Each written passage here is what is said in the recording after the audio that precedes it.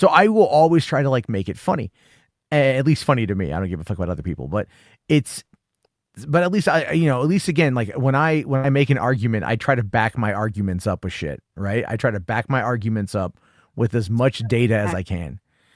And then I think people get mad at me because I do that, and then they don't really have much of a recourse, and so they just try to pivot. But that's what Enosh does, is he fucking pivots. That's what pissed me the fuck off about that, right? And now look, I don't like Ski Walker, I don't like any of those fucks. But if you're going to go out there and say that they're trying to, like, for one, they don't have two brain cells to rub together to be able to fabricate a fucking extortion, scheme on Enosh's kid.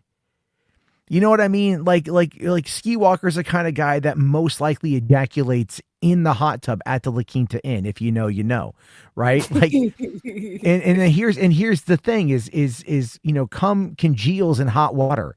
So it just fucking floats around like mold. Okay, yeah, you got to rubbing one out in the pool while he was coming on to Ashley and Saggy. Come on down, baby girls. I'm pretty sure he was. Yeah, I would almost guarantee that. Well, you know what it really is with Enosh for me is exactly what H. Bart said. Is that whole drama started because of him. A few of us had his back because we trusted him, and then what happens? It's fuck us, and he's buddies with the person he originally fell out with, and everybody fell off with too. He like took a big shit in your fucking bathroom and decided not to flush. Like that's literally how I feel. And after I realized like he doesn't talk to me really, I would text him and stuff to check on him. No response. I got the message loud and clear. You can go fuck yourself just like everybody else. Yeah. It's just, and the thing is, it's like all over a dumb fucking movie. You know what I mean? Like, right. And I love movies, but it's like, to take it that far though, it's really, I gotta be white. I gotta win this argument no matter what. What's the worst thing I can say about somebody? Pedophile. Boom. Like, what?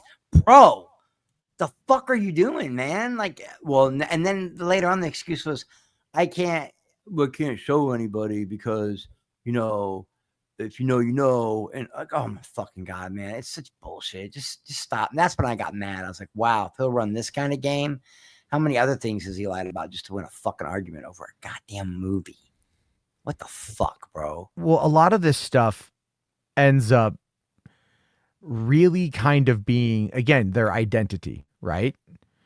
And that is something that, we have to, like, remember, like, a lot of this stuff happened during COVID. Like the battle lines were drawn during COVID. The fandom hit the height during COVID. Couldn't leave their houses, so online all the time. Yeah. And so that was happening. They were people were just dealing with that shit. And then people, I think legitimately kind of went fucking insane. To some extent. And so, it's like, I mean, I was, fucking I was so frustrated in 2023. Like, I know I was a major dickhead because I was just fucking stressed. Like, the strikes were cutting into doing Hollywood After Dark, And so because the strikes were there and people were frustrated, Super Chats dwindled the fuck down.